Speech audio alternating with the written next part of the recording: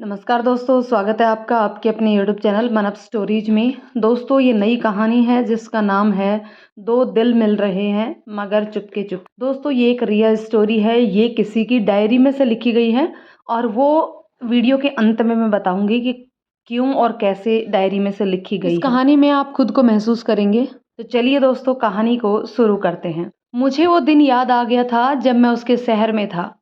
हमारी दिन में कम ही बात हो पाई थी। उसने कहा था, मेरे घर आ जाना, आज मैं बता दूंगी अगर बुलाना हुआ तो। फिर उसका फ़ोन आया, आज नहीं आना। खैर, मैंने दिल पर पत्थर रखा और मान लिया कि मुलाकात मुमकिन नहीं। सर्दियाँ गहरा रही थी। मेरे साथी मेरे साथ थे तो मुझे कहीं जाना तो था नहीं। साथियों ने कहा, चलो यार, दो दो पैग लगा लेते हैं। हम सब ने पीना शुरू कर दिया था। अभी मुझे हल्का नशा हो आया था कि फ़ोन की घंटी बज उठी। उसने कहा, आ जाओ। ओह! पर मैं तो शराब पिया था। पहली बार घर जाऊं उसके, वो अकेली है और मैं नशे में। मैंने उसे मना कर दिया, नहीं, मैं नहीं आ पाऊंगा। उसके कारण पूछने पर फिर वही सच बोल दिया, मैंने शराब पी है, हल्का नशा है, कैसे आऊं? उसने कहा, आ जाओ, कोई बात नहीं। उसके इस विश्वास ने कि उसे मुझसे कोई खतरा महसूस नहीं होता, मेरी आधी शराब तो इसी बात से उतर गई कि मुझे बहुत ही सावधानी से उसके साथ पेश आना है। मैं उसका पता पूछकर ऑटो लेकर उसके घर की ओर निकल पड़ा। जब निकला था तो 9:30 हो चुके थे। रात ने अंधकार पसरा दिया था और ठंड ने अपना आंचल गहरा दिया था, पर शहर जगमग चमक रहा था। ऑटो वाला उसके इलाके से अनजान था। मुझे 11:30 बजे तक घुमाता रहा। बार बार उसके फ़ोन आ रहे थे। वो लोकेशन बता रही थी। हर बार उसके घर के आसपास चक्कर लगाकर दूर चले जाते रहे थे। तब तक नशा 80% तक उतर गया था। तंग होकर मैंने सोचा वापस लौट जाऊं, पर मन उससे मिलना चाहता था। वो भी इंतजार कर रही थी। गुलाबी सर्द का एहसास हो रहा था। दिल में धुकधुकी लगी थी कि कहीं देर हो जाने की वजह से वो मना न कर दे। मैं भी ये सोच असमंजस में था कि उसके पड़ोसी क्या कहेंगे। पेसों पेश की स्थिति थी। तभी मेरा मोबाइल बजा। वही थी। पूछा, कहाँ हो? मुझे कुछ पता होता तो बताता। उसने ऑटो वाले को फ़ोन देने के लिए कहा। शायद उसे समझ आ गई थी उसकी गली। आखिर मैं उसके मकान के सामने था। घड़ी पर नज़र डाली तो पूरे 12 बज चुके थे। मैंने हौले से गेट खोला तो उसने झांक कर देखा और दरवाज़ा खोल दिया। नज़रें मिली और होठ मुस्कुरा दिए। समझ ना आया क्या कहूँ, क्या ना कहूँ। शायद वो भी यही सोच रही थी। यूं तो मैं नहाकर चला गया था, पर कुछ न सूझा तो कह दिया कि मैं नहाना चाहता हूँ, थका हूँ, क्या व्यवस्था हो जाएगी? वो मेरी तरफ अचंभे से देखने लगी और कमरे में वॉशरूम की तरफ इशारा कर दिया। मैंने तौलिया मांगा तो पकड़ा कर वापस ड्राइंग रूम में चली गई। यूं तो नशा उड़नछू हो चुका था, पर कोई खुमारी सी चढ़ रही थी।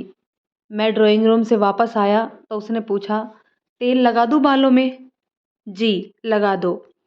मैं उसके सामने ज़मीन पर बैठ गया और वो हल्के हाथों से सिर पर तेल लगाने लगी। ऐसा लगा जैसे बरसों की थकान उतर गई हो। उसे मेरे बाल बहुत पसंद थे। कहती थी, मिलोगे तो उलझाऊंगी, फिर सुलझाऊंगी। कुछ देर तेल लगा वो मेरे बालों से खेलती रही। कितना सुखद एहसास था, अनोखा बालपन वाला एहसास। जी किया कि बोलूं, ऐसा ही करती रहो, पर वो भी संयत हो गई शायद। अब हो गया, उठिए। मैं उठकर सोफे पर बैठ गया। जिंदगी जी के मैं उसे भरपूर निगाहों से देखना चाहता था, पर देख नहीं पा रहा था। नज़र टिक नहीं पा रही थी। वो भी नज़रें मिलाने पर असहज हो उठती थी। क्या करूं? देख भी नहीं पा रहा, रह भी नहीं पा रहा। उठकर उसके नज़दीक आ गया। उसकी नज़रें कुछ और झुक गई। ये क्या है? इतनी शर्म? हौले से उसका हाथ अपने हाथ में ले लिया। उसकी नज़रें उठी। हाथ छुड़ाकर बोली, चलो कॉफ़ी बनाती हूँ, सर्दी लग रही होगी तुम्हें। कॉफ़ी पीकर छत पर चलेंगे, झूले पर बैठेंगे कुछ देर। आज सुंदर सा चांद खिला है आसमान पर। मैं हैरान था। क्या है ये सब? एक बार उसने बताया था कि रात देर तक चांद निहारना चाहती हूँ। पर अकेले छत पर डर लगता है। मुझसे नहीं डरती ये। आधी रात गए दरवाज़ा खोल दिया और अब छत पर। लगा ये मुझे बहुत पहले से जानती है। हम दोनों उठकर खड़े हुए। वो जीने पर आगे आगे चल रही थी और मैं उसके पीछे पीछे था। रात का कोई 1:30 बजने का समय हो चला था। अभी भी दीपावली गुजरी थी तो आसपास के घरों में बिजली की सुंदर लड़ियां लटक रही थी। बहुत सुंदर वातावरण था। उसके घर पर भी सुंदर लड़ियां जगमगा रही थी। वो लड़ियां झूले के आसपास भी लगाई हुई थी। मैंने कहा ये लाइट्स। वो मेरा मतलब समझ गई और उसने सारी बत्तियां बुझा दी। हम दोनों झूले के पास आ गए थे। उसने कहा बैठो। पहले वो बैठी और उसके पहलू में मैं भी बैठ गया। उसने पाँव से हल्के से झूले को सिरकत दी। झूला मध्यम सा झूलने लगा। आसमान पर अर्धचंद्र खिला हुआ था। उसने एक शॉल ओढ़ रखा था। मैं स्वेटर में था। उसने बिना मेरी ओर देखे कहा, मेरी बहुत इच्छा थी चांदनी रात में मैं झूले पर बैठी रहूं और इस चांद को निहारूं, मगर अकेले में डर लगता है, इसलिए चाहकर भी अपनी इच्छा पूरी नहीं कर पा रही थी। आज मेरी ये इच्छा पूरी हुई। आज हम बहुत देर तक यहाँ बैठेंगे। मैंने कनखियों से उसे देखा, फिर चांद को देखा, फिर उसके चेहरे पर निगाह डाली। सामने वाली बिल्डिंग की चमकती लड़ियों की रोशनी उसके चेहरे पर पड़ रही थी। उसका चेहरा दमक रहा था। उस दमक में मेरे साथ बैठे होने से और भी हिफाजत हो गई थी। सच कहूँ तो मुझे आसमानी चांद उसके आगे फीका नजर आया। वो चांद को यूं निहार रही थी जैसे किसी चकोर को उसका मनचाहा वरदान मिल गया हो। उसने एक निगाह भर कर मुझे देखा, फिर वो बोली, आपको कैसा लग रहा है? मैं जैसे नींद से जागा था। मैंने कहा, आज ऐसा लग रहा है जैसे जन्मों की मुराद पूरी हो गई हो। सुनिए, आप जैसी अच्छी और सुंदर शख्सियत के साथ होना मेरा सौभाग्य है। मेरा ऐसा कहने पर वो मुस्कुराकर बोली, आप यूं ही तारीफ करते रहते हैं।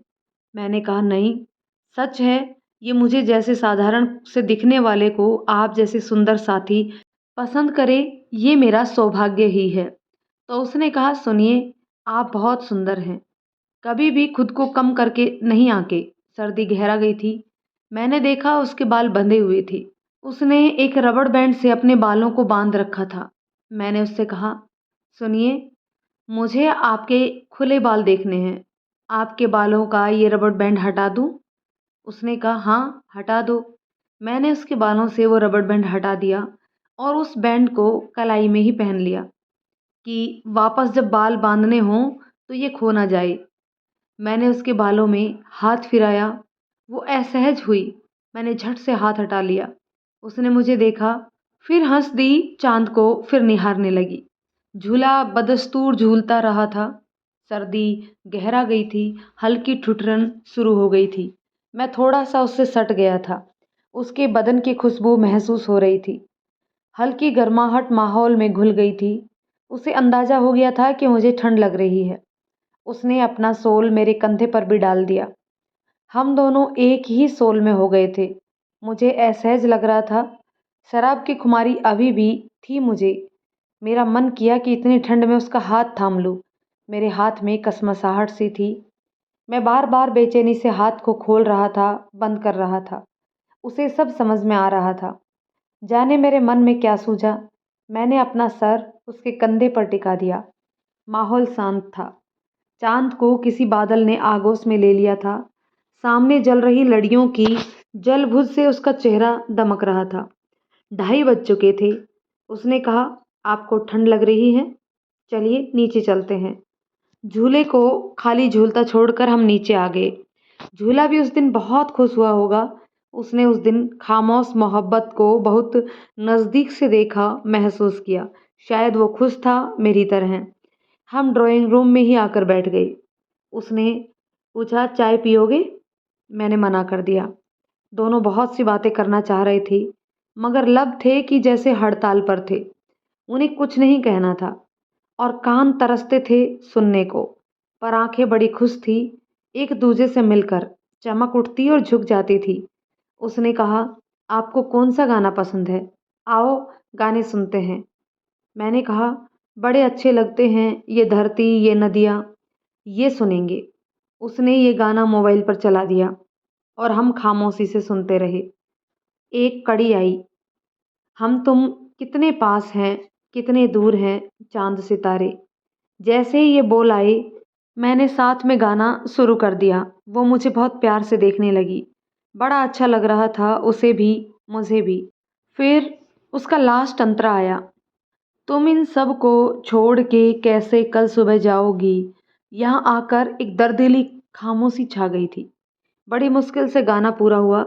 उसके बाद उसने कहा, एक गाना मैं सुनाती हूँ। उसने गाना लगाया, सांसों की माला पर संवरू में पिया का नाम। माहौल रूहानी रुमानियत से भर गया। खो गए हम उस गाने में। वो गाना सुनने के बाद मैं उसके पास जाकर बैठ गया। वो 3 सीटर सोफे पर बैठी थी।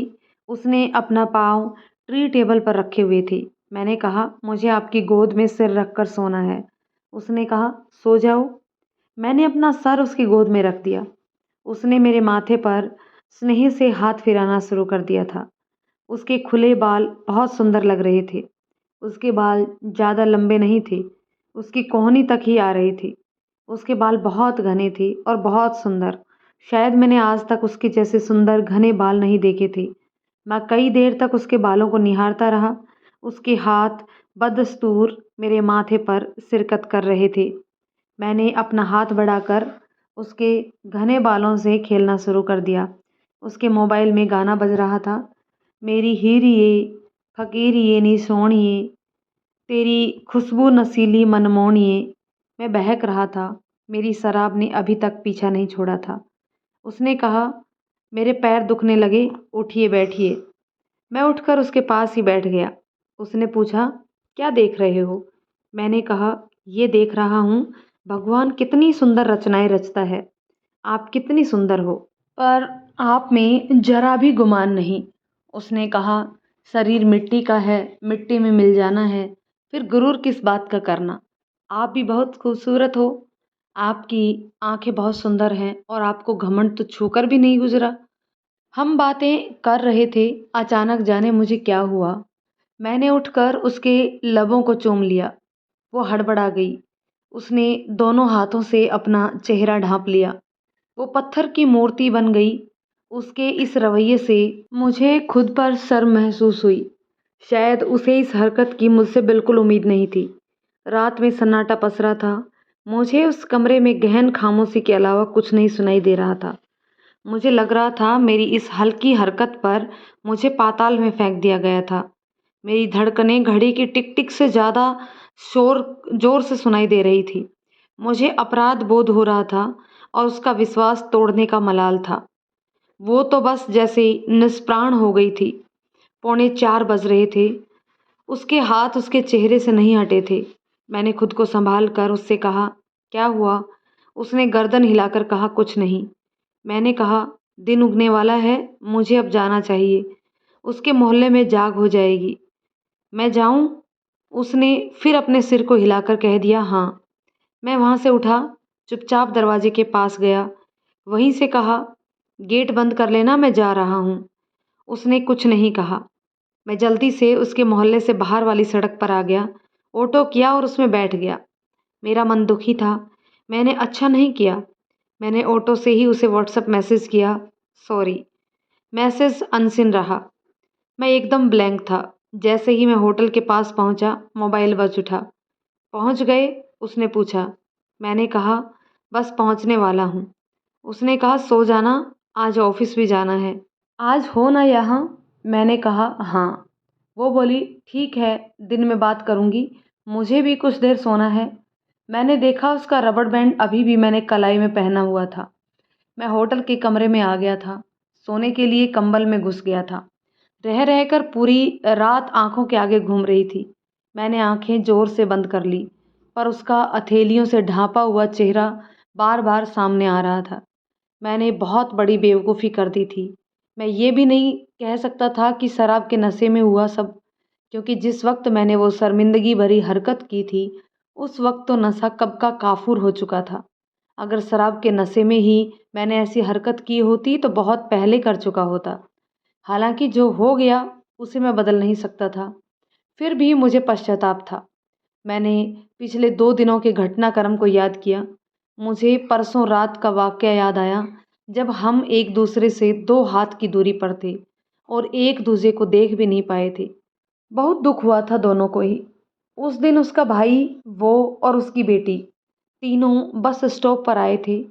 उसकी बेटी को अपनी दीपावली की छुट्टियां काट कर अपने हॉस्टल जाना था, तो वो और उसका भाई उसे बस में बिठाने आए थे। उसी वक्त मैं उसके शहर में बस से उतरा था। रात का 1 बज रहा था। मैंने बस से उतरने से पहले मोबाइल चेक किया, वो ऑनलाइन दिख रही थी। मैंने मैसेज छोड़ दिया। मैसेज था, उसका तुरंत रिप्लाई आया, कहाँ?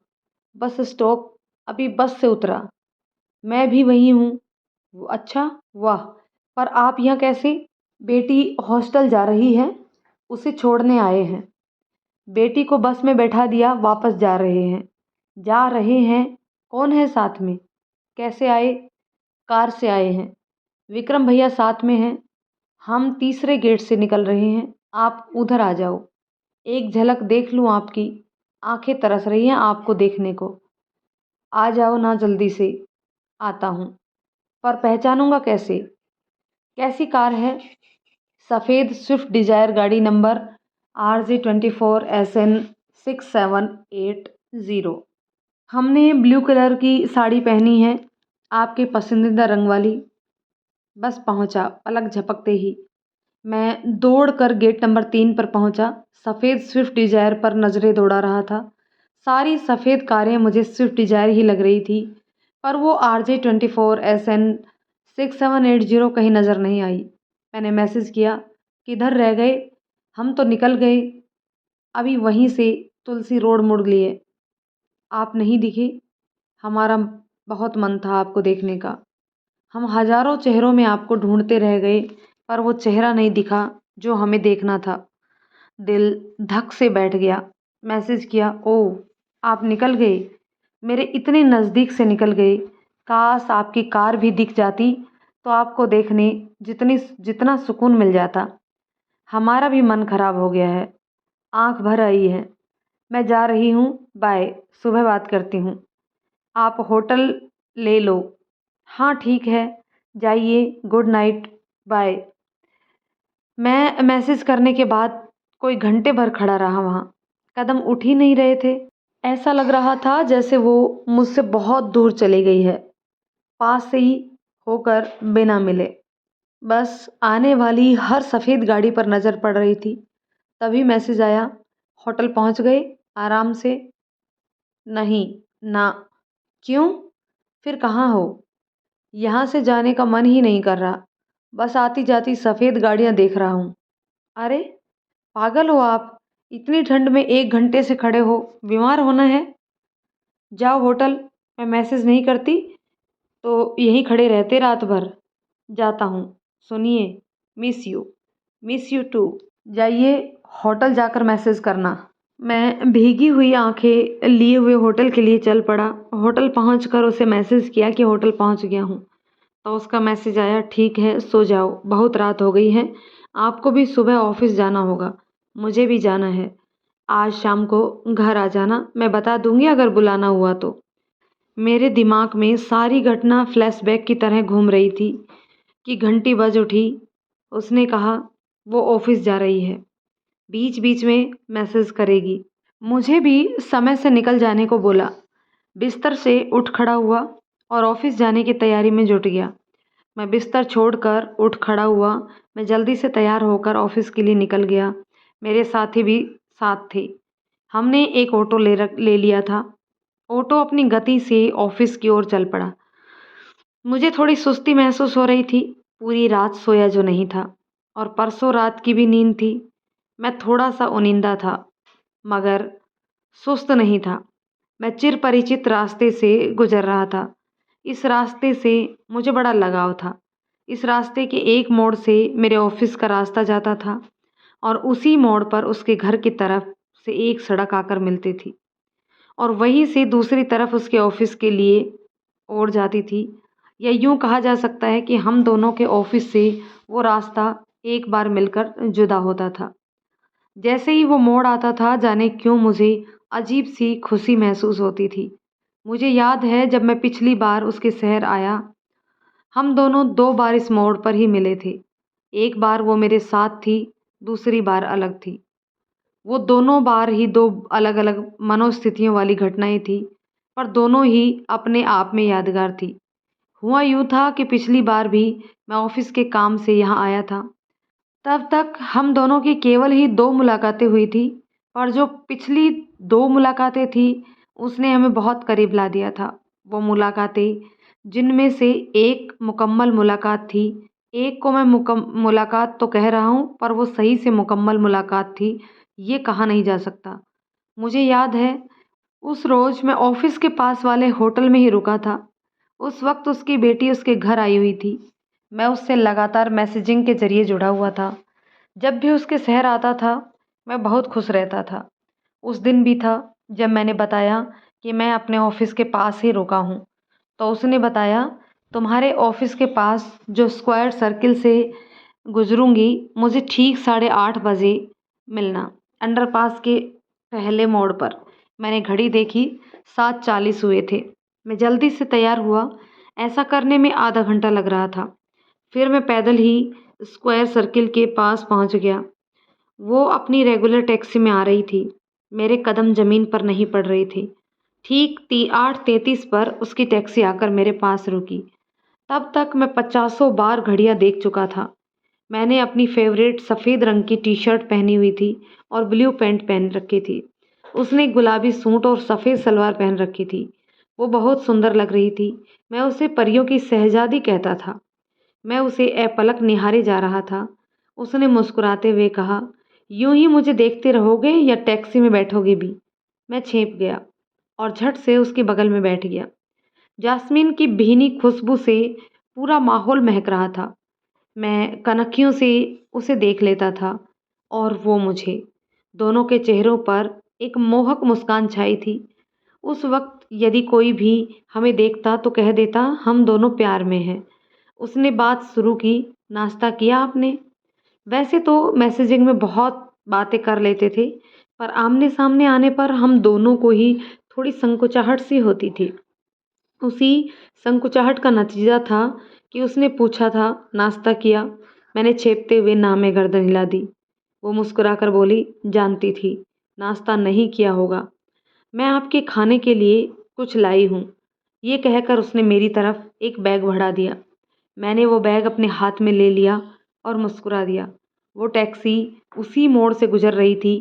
वो मुझसे बोली, आप पर सफ़ेद शर्ट बहुत सूट कर रहा है। मैंने कहा, मैं आपके लिए ये बात कहने वाला था, पर आपने मेरे मुंह की बात छीन ली। हम दोनों खिलखिलाकर हंस पड़े। इन्हीं बातों में सफ़र कट रहा था। उसका ऑफिस आने वाला था।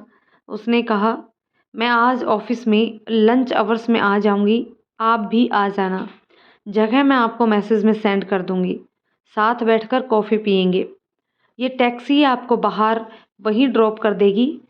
उसका ऑफिस आ गया था। मैंने कहा, मैं टैक्सी से नहीं उतरूंगा। मैं नहीं चाहता मुझे आपका कोई भी ऑफिस स्टाफ देखे।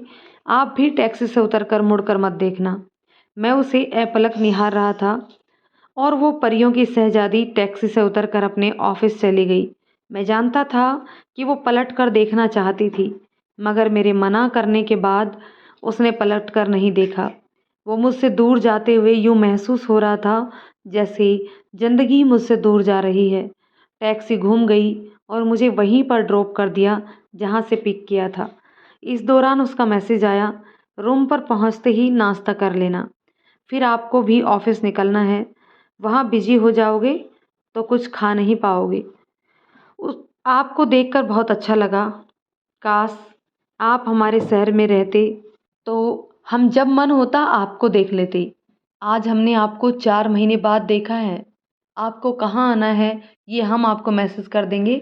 आप अपना काम लंच तक निपटा लेना। तब तक बाय।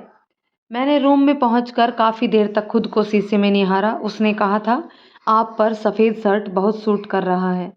मेरे गाल लाल हो गए थे। बड़े प्यार से मैंने उसका दिया बैग खोला। उसमें 1-2 खानों का छोटा सा टिफ़िन था। एक प्रोबायोटिक दही का पैकेट था, 2 गुलाबी टिश्यू पेपर्स थे। मैंने टिफ़िन खोल कर देखा।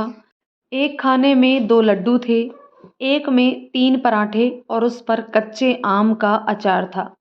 मैंने नाश्ता करना शुरू किया। हर एक कोर खाते हुए मुझे उसका चेहरा याद आ रहा था। कितने प्यार से मेरे लिए नाश्ता बनाया होगा। जितनी खुशी मुझे उसे खाकर हो रही थी, उतनी ही उसे नाश्ता बनाते वक़्त महसूस हुई होगी। मेरे होठों पर एक खूबसूरत मुस्कुराहट तैर गई। नाश्ता बहुत स्वादिष्ट था। अचार के 3 पीस थे। मुझसे 1 और आधा पीस ही खाया गया। मैंने बाकी अचार टिफ़िन में ही छोड़ दिया। मुझे उसके मरमरी हाथों के छुअन का एहसास हो रहा था। तभी उसका मैसेज आया, "ये अचार और लड्डू भी हमारे बनाए हुए हैं। कैसे लगे आपको?" मैंने उसे मैसेज किया तो उधर से मैसेज आया, "बाय।" मैंने ऑफ़िस जाने के बाद जल्दी ही अपना काम निपटा लिया। कोई ज़्यादा काम नहीं था, बस कुछ ज़रूरी दस्तावेज़ जमा करवाने थे, जो पहले से ही मैं तैयार करके लाया था। उसके शहर में हमारे विभाग का क्षेत्रीय कार्यालय था। मेरा कोई 3-4 महीने में आना-जाना होता रहता था वहाँ। उसका मैसेज आया, "हम आपको केलकर म्यूज़ियम में मिलेंगे। आप ठीक 2:30 बजे हमें मिलें। हम 3:30 तक आपके साथ रह सकते हैं।" मैं जल्दी से वहाँ से निकल गया। मेरे लिए जगह नई थी, इसलिए मुझे समय नहीं गँवाना था, क्योंकि हमारे पास केवल 60 मिनट थे वहाँ एक-दूसरे के साथ रहने के लिए। मैं नियत समय पर वहाँ पहुँच गया था, मगर तब तक वो नहीं आ पाई थी। मैं बेचैनी से इधर-उधर नज़रें दौड़ा रहा था। ये इंतज़ार भी बहुत बेकार चीज़ है। हर लम्हा घंटों सा बीत रहा था। मैं चहलकदमी कर अपना वक्त बिता रहा था। दिल में कई सैलाब उठ रहे थे। कोई भीतर ही भीतर पूछ रहा था, "क्या कर रहे हो? कहाँ जा रहे हो? तुम्हारा और उसका क्या रिश्ता है? वो भी विवाहित और तुम भी।" वो भी यही पूछती मुझसे। कहती, "बताओ तो, हम क्यों अच्छे लगे?" कोई जवाब न सूझता। सर को झटके के सारे प्रश्नों को जैसे सर के बाहर कर दिया। दिल तो कुछ सुनने को तैयार ही नहीं। बच्चे की तरह जिद पर अड़ा हो, मुझे तो यही चाहिए। सच ही तो था, हम बच्चों जैसे ही हो गए थे। बेबात हंसते, फिर कुछ देर तक हाथ थाम के बैठ जाते, छोटी सी बात पर बुरा मानकर कुट्टी हो जाते। मैंने गेट की तरफ नज़र उठाई तो देखा वो चली आ रही है। नज़रें मिलने पर वो मुस्कुराई और मेरे पास आ गई। "ट्रैफिक की वजह से थोड़ा लेट हो गई," उसने बताया। "कोई बात नहीं, आप आ गई, ये मेरे लिए बड़ी बात है।" "क्यों? क्यों ना आती?